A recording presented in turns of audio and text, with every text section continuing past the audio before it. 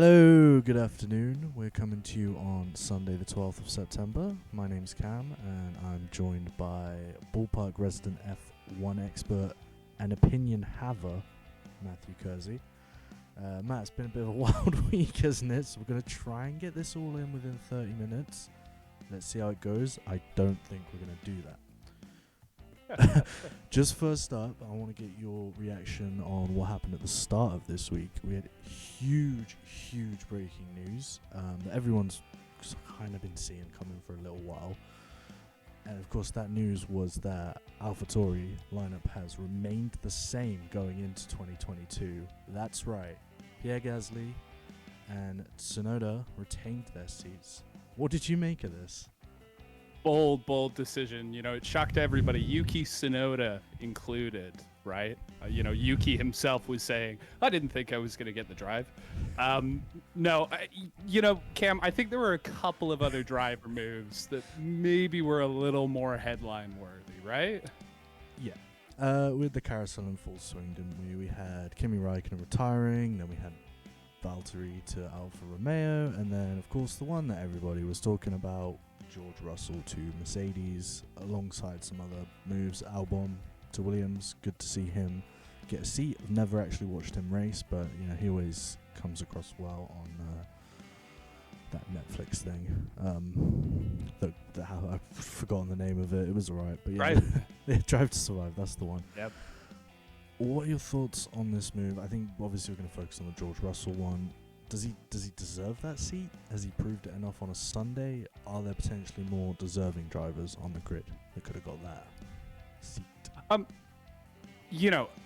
Congrats to George Russell for getting that Mercedes seat. I think this was a decision that has been coming for a little while. You go back to this Sakir Grand Prix last year when he filled in for Lewis Hamilton, and really from that point on, it was like, okay, George Russell is going to be the second driver at Mercedes in the very near future. I don't think it was a nailed on bet for next year, but we're gonna get into some Valtteri Bottas talk later on, I'm sure.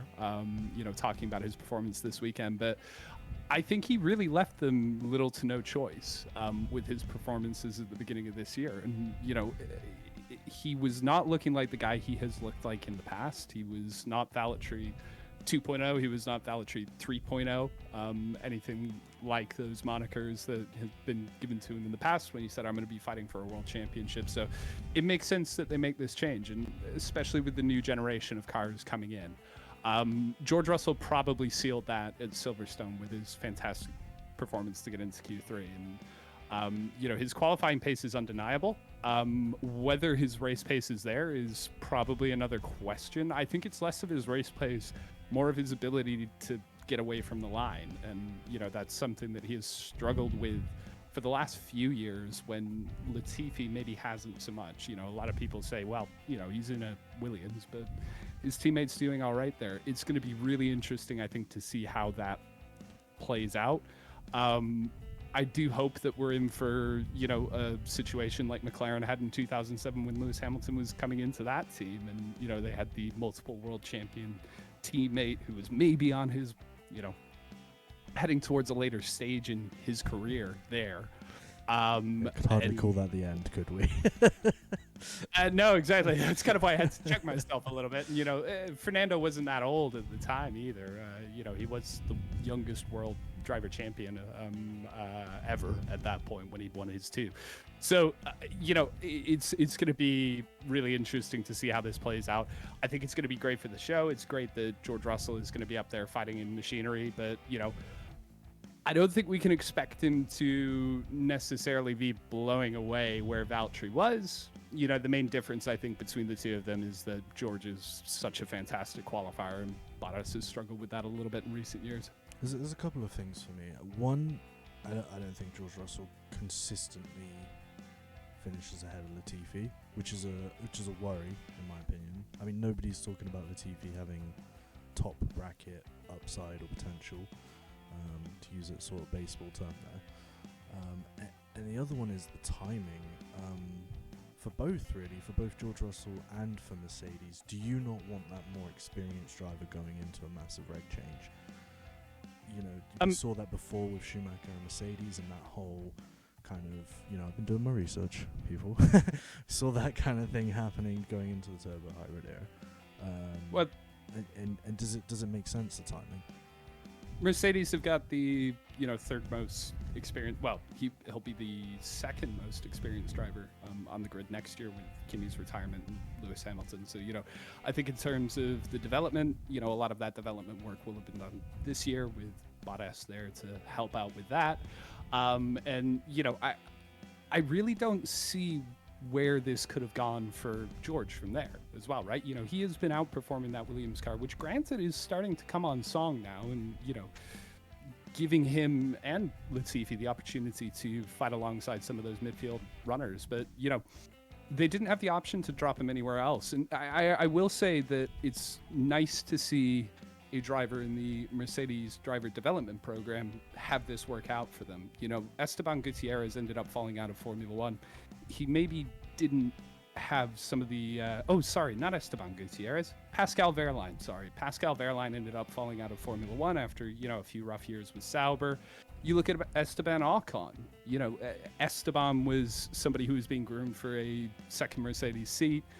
Spent some time at Force India, ended up having to take a year out, and, you know, the way that the carousel, as you said earlier, ended up moving meant that he, you know, was never going to reach that pinnacle, even if he ended up having some great performances there. So well, it begs a question, doesn't it, when you bring up Esteban Ocon? He's, as of recently, a Formula One winner. Why is he not getting that chance ahead of George Russell? Is it just that they don't see the upside with him that they do with Russell? They don't see him as a future world champion? Because from where I'm sitting right now, I know he's got a slightly better car, but he's a race winner. He's, you know, been consistently more competitive compared to the likes of George Russell. You know, you cannot argue that there is a 1 in the win column next to Esteban Ocon's name. Whether he is somebody that you look at as being a top talent, I think, is a different story altogether. You know, Esteban's had his struggles. He's had his struggles this year. He's had his struggles for, you know, a number of years. And as you say, I think they see a much higher upside on George Russell's potential. And, you know, George would be a race winner at this point were it not for whatever brain fade ended up happening in Sakir. And, you know, could have, would have, should have, will do you a hell of a lot in Formula One. As we'll talk get on about to some brain fades later on, no doubt. Just a very quick word on Albon to Williams then.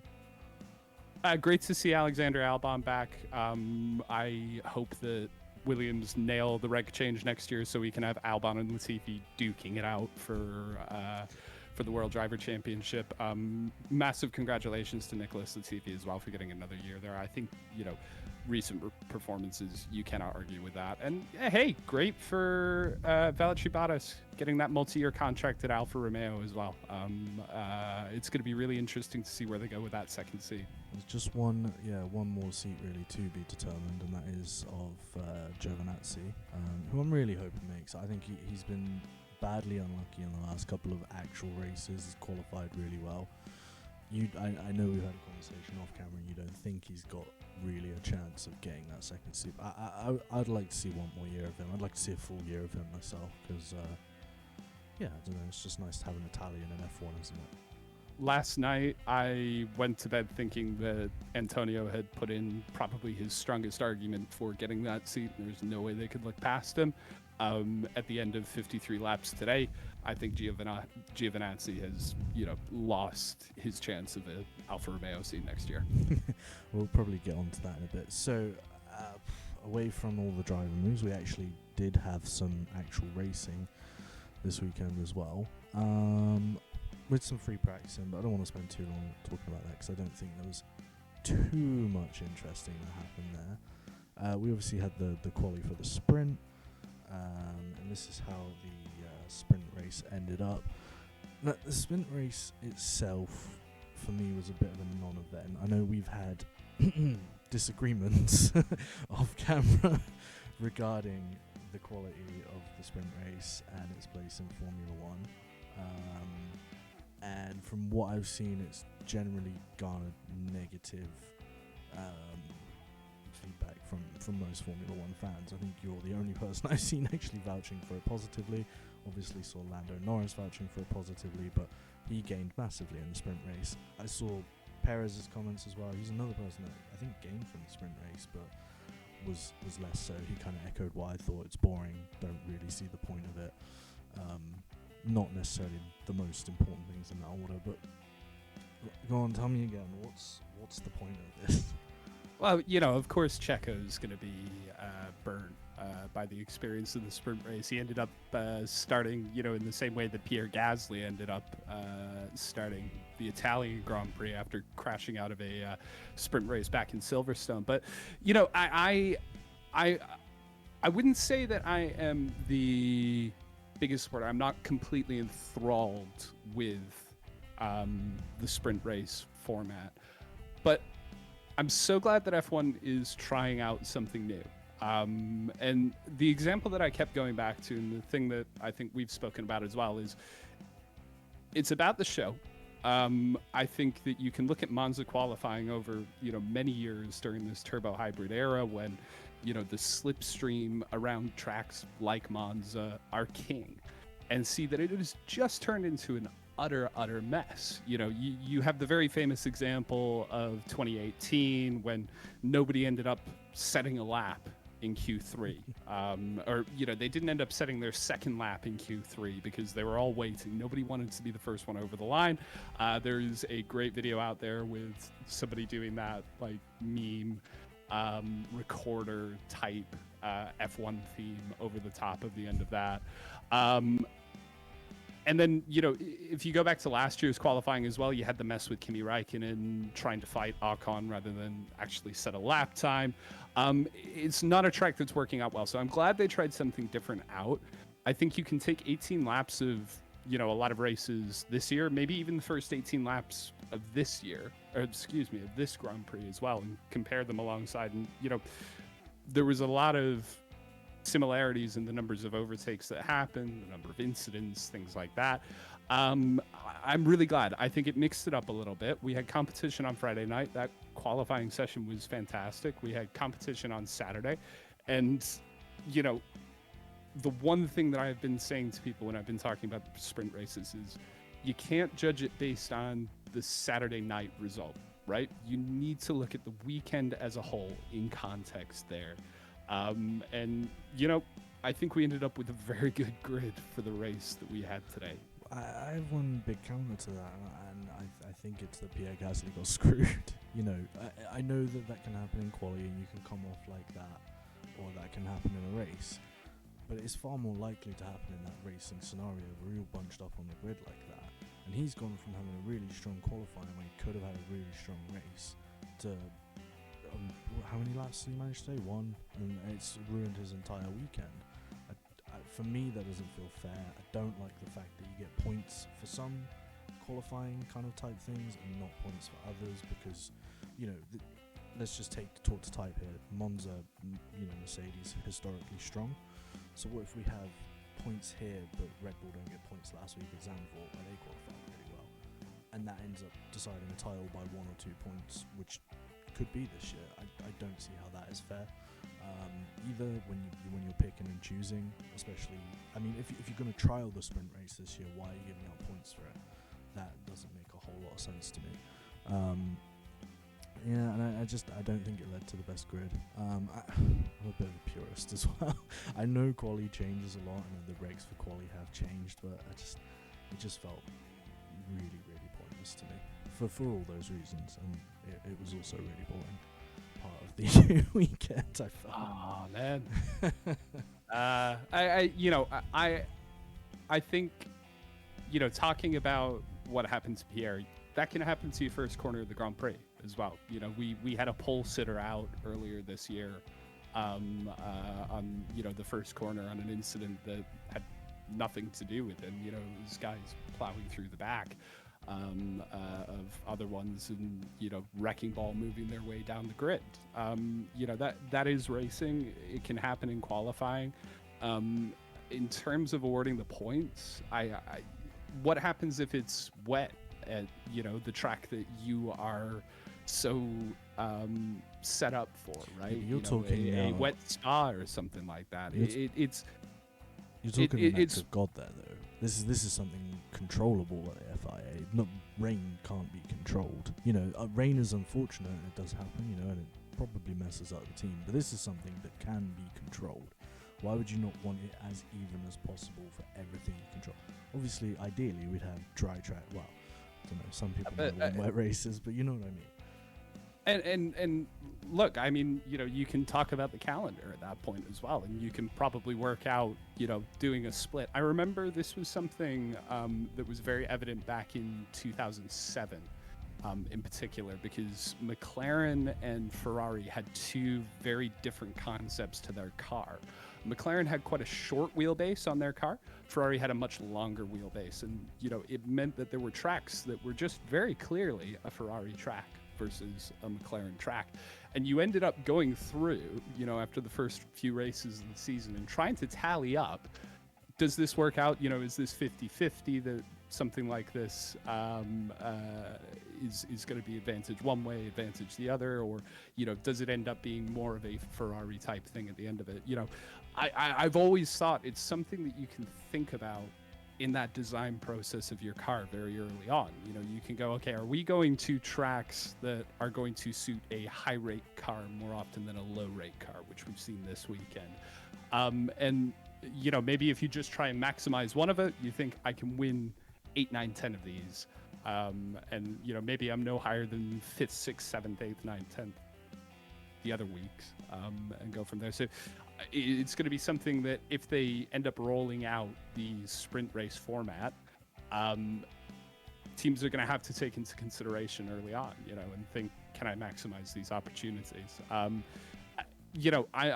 hoping to see a little more of this next year. I really am. Fingers crossed that we do get to Interlagos for a lot of reasons, but one of them being that they're thinking about trialing this there as well. But I think this is going to be something that we'll end up seeing for a little while longer, and maybe at a few more tracks. Certainly not all of them. So just a final, very quick word on this. My thought would be, and I have absolutely no idea, I'm absolutely sure this must be out there as a thought, as an idea, for a track like Monza, where we had what happened in 2018, where you saw it even a bit yesterday, where there's that kind of standoff as who goes out first to get the toe, yada yada yada. Why not just give everyone a window? This is your window, here's your 3 minutes. I know it probably extends qualifying a little bit, and it goes on a little bit longer than you want to, but surely that's the simple solution to, you can go out with your teammate maybe, and then you can try and work that, or something like that. You've got 3 minutes, here, go set your lap, go, gone, or whatever. It's an interesting thought, so that was the qualifying format that we had back in the early 2000s, and they did end up trying that out. They had the aggregate qualifying, I think that was 2000.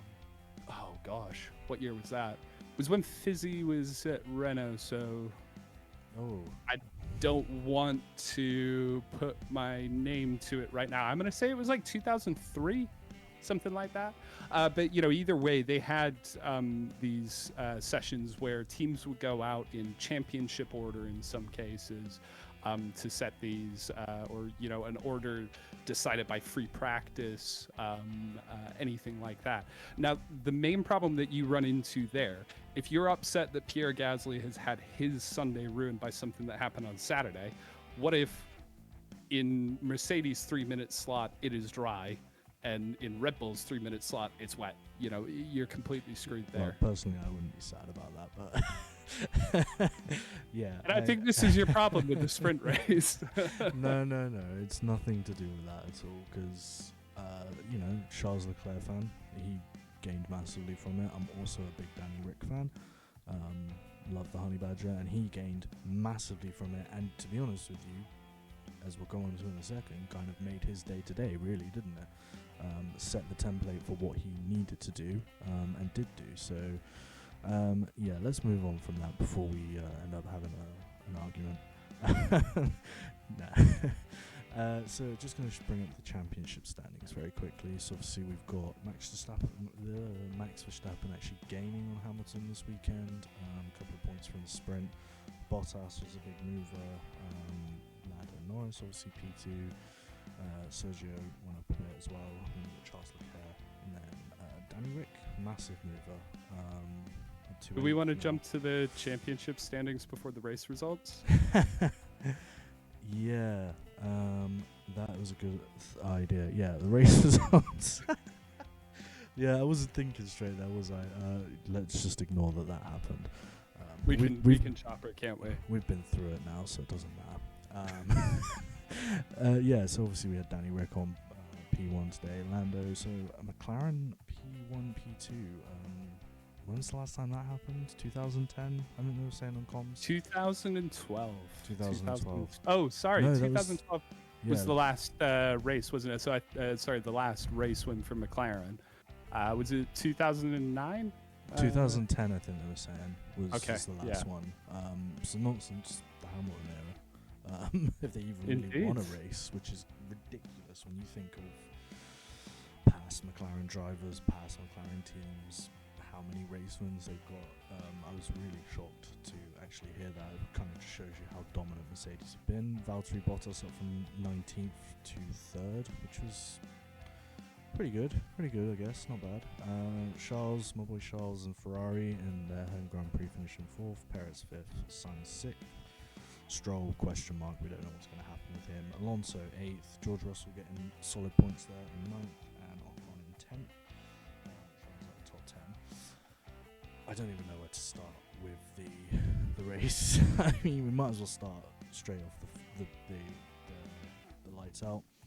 Danny Rick, quality racing there, quality start, gets ahead of Verstappen, really sets up McLaren for everything that's going to happen later. We saw Hamilton get a bit of a run on, I think it was Norris, and Norris takes the place back.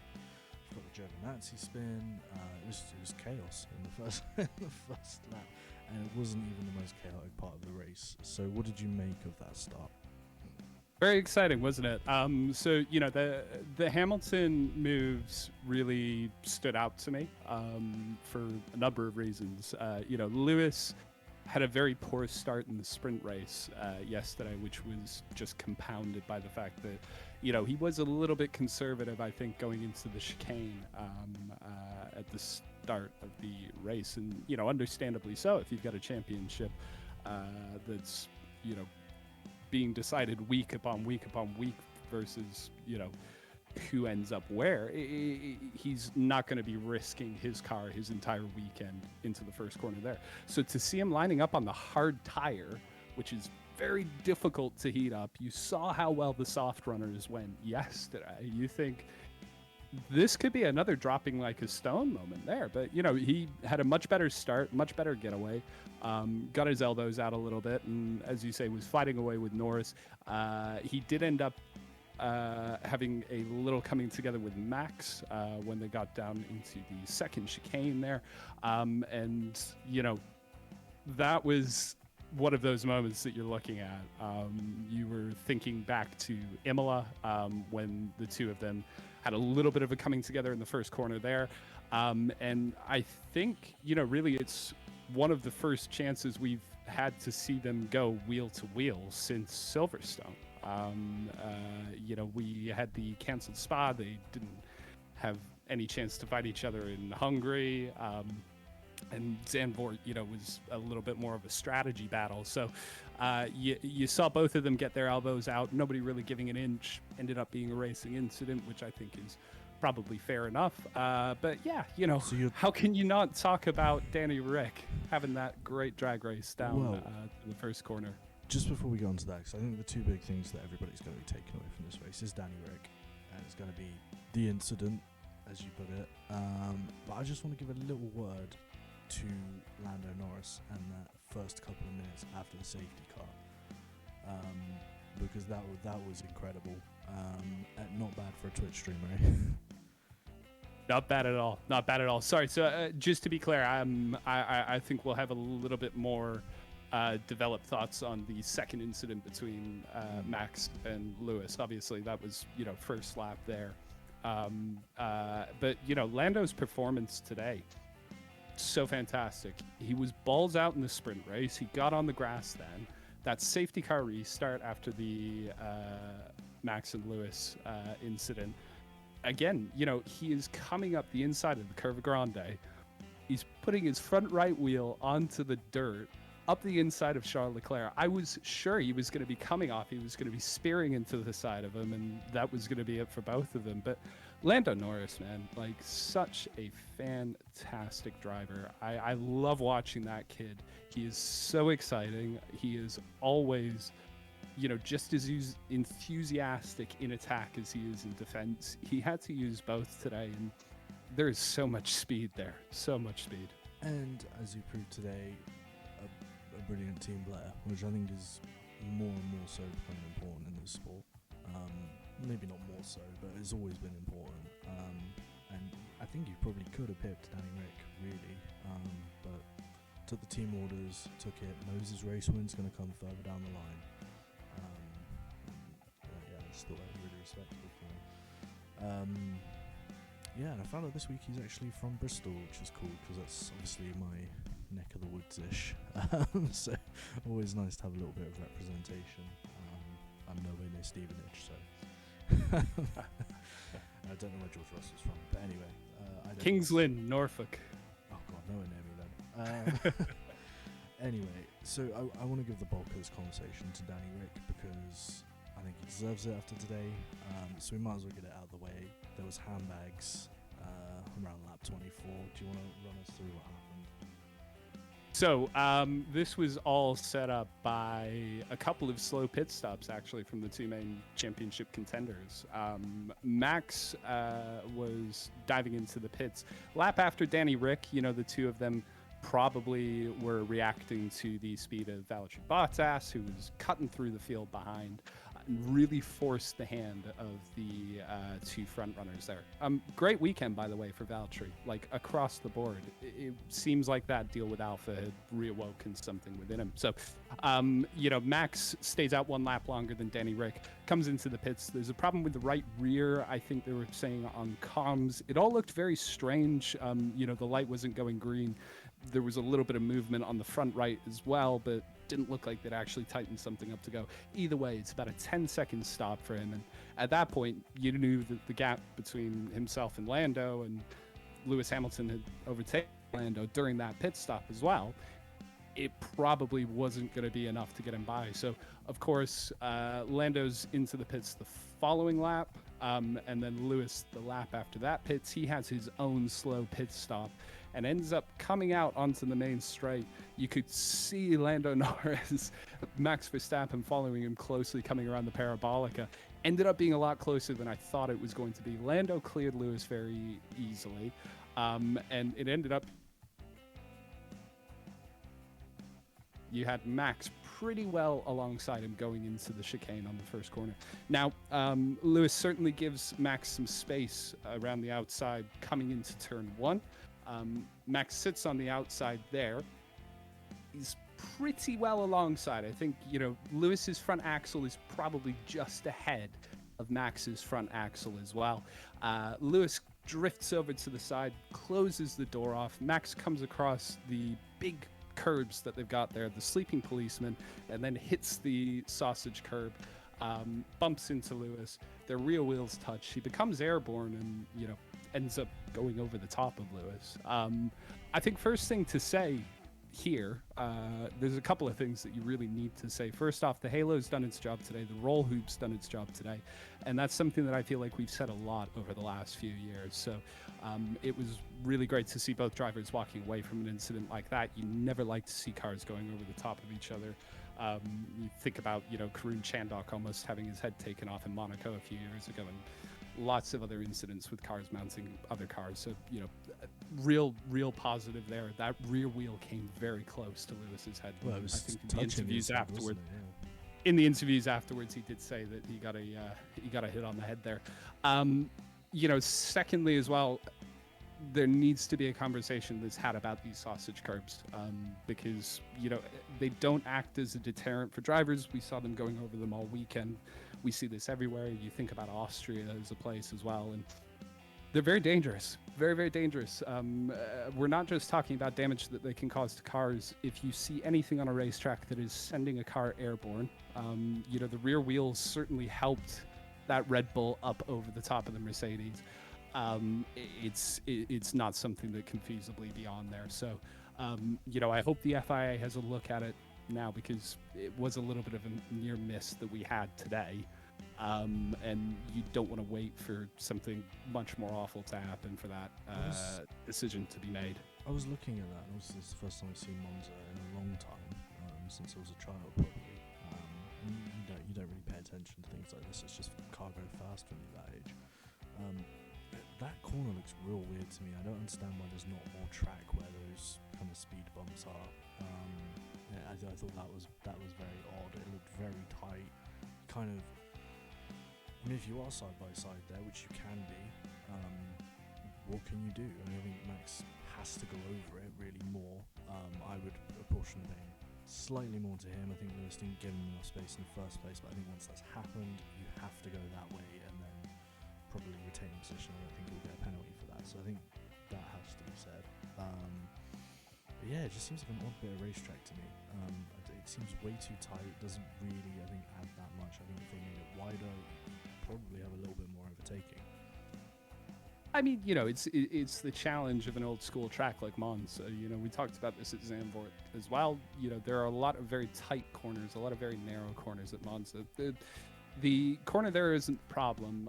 I think, what they have sitting on the outside of corner 1, which becomes the inside of corner 2, is the piece that I really want to talk about. And in terms of, do you want to look at a change there? And that goes for sausage curbs across most of the calendar. But yeah, with that out of the way,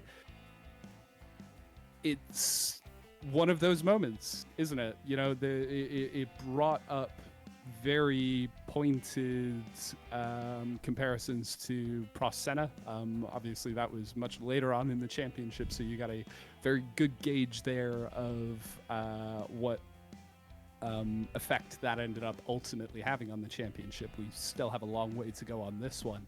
And I am sure that's going to be one of those moments that, when they are doing the F1, let's go for F1 100 anniversary, right?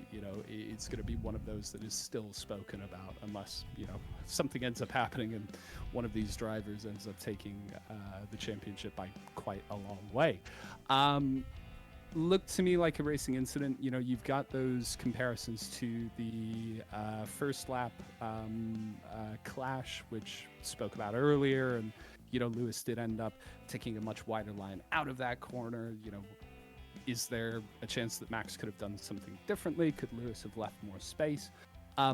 It's going to be one of those ones that is probably going to end up being a 50-50, and racing incident, that's it there. Happy everybody's walking away. I wonder whether you're going to end up seeing the FIA taking a little more action. And, this is one of the dangerous things, I think, with the two of us doing this recording right now, directly after the race. We saw the checkered flag, we saw the podium, and that's it. We've jumped on after a couple of interviews.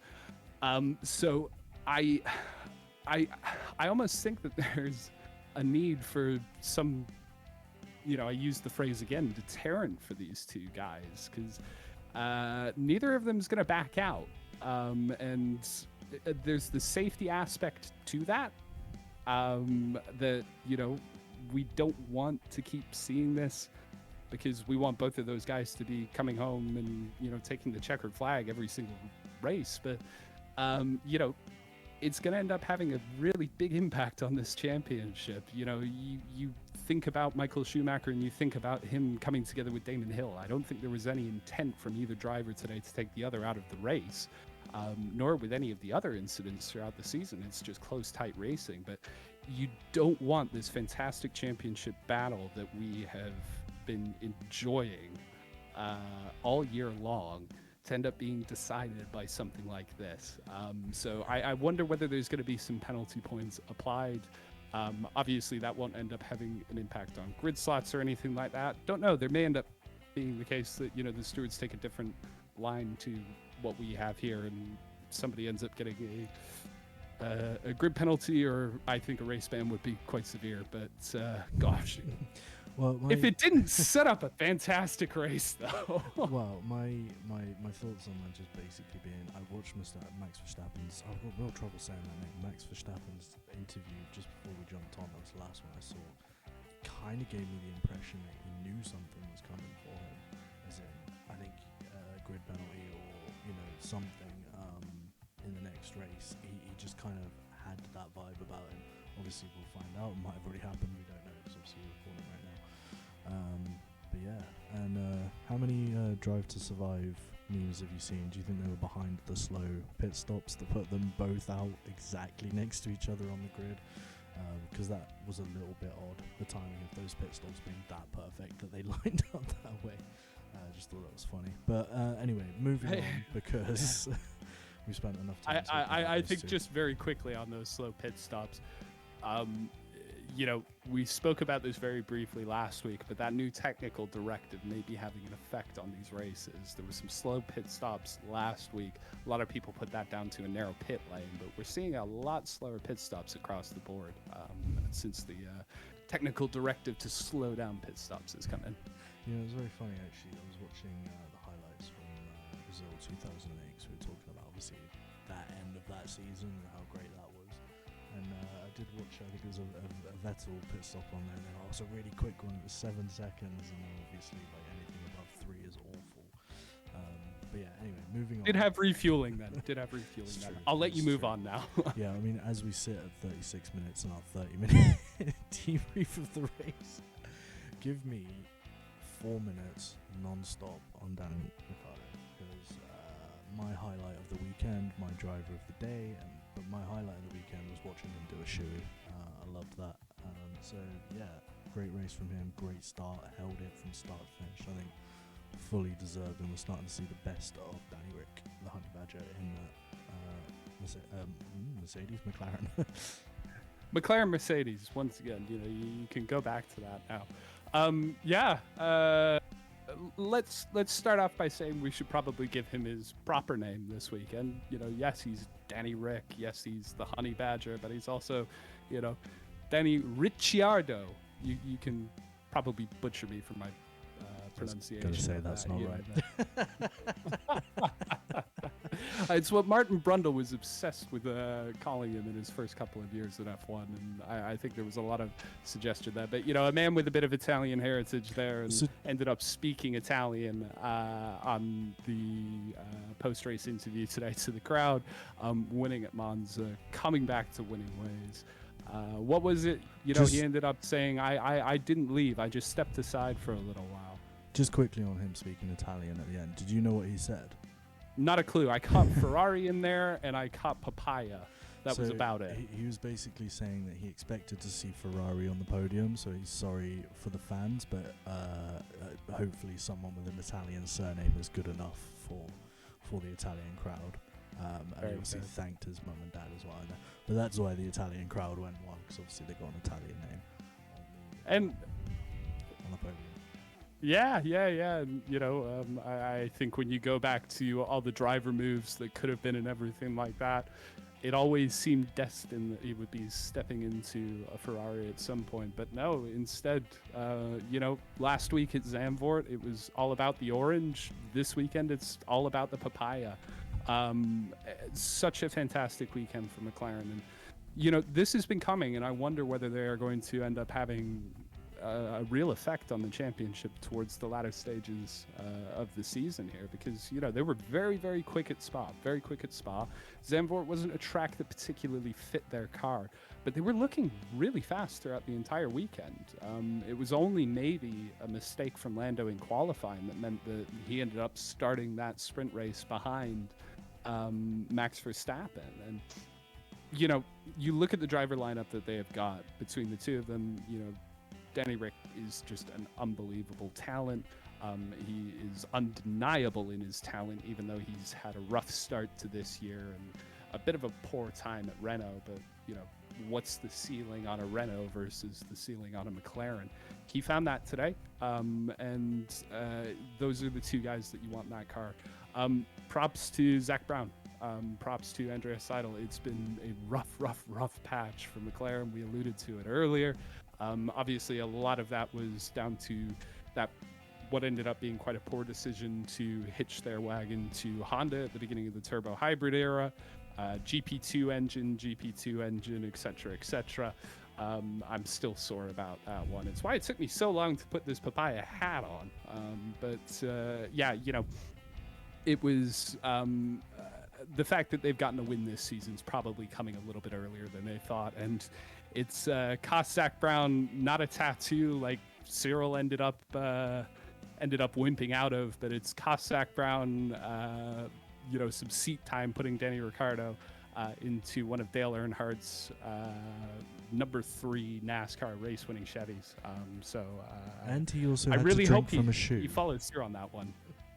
He also had to And drink that's from your a shoe. first live shoey that you've seen as well. It is my first live shoey, but yeah, he also had to drink from a shoe. I was sat with my girlfriend when that was happening, and she just couldn't believe how disgusting that was. She was going, all the sweat from the race, and they're all drinking from it together. And I was like, it's just Australian things, isn't it? They're different over there. That's what they do. They drink from shoes. She didn't get it. It was verging on terrifying last year when they did that in Turkey. Oh gosh, no, it was Turkey when he got his podium last year, wasn't it? And, oh no, it wasn't. You're asking the wrong person. I don't think it was Turkey, because Turkey was the one where Vettel got the podium on the last lap, wasn't it? But either way, he was passing the shoey around to the other drivers while they were all still in the midst of their COVID protocols and everything. And you thought that's probably a good way, not just to pass around Corona, but create a new pandemic, new super virus by putting all that champagne in a race driver's shoe. He was so quick across the weekend, right? Ended up getting the fastest lap on the last lap of the race, managed the pace really nicely. You could see that when McLaren let him kind of let rip a little bit towards the end and really stretch it out. So, I said that incident between Max and Lewis gave us a great Grand Prix today. I think there's every chance that Ricciardo's taking the win without that happening anyway.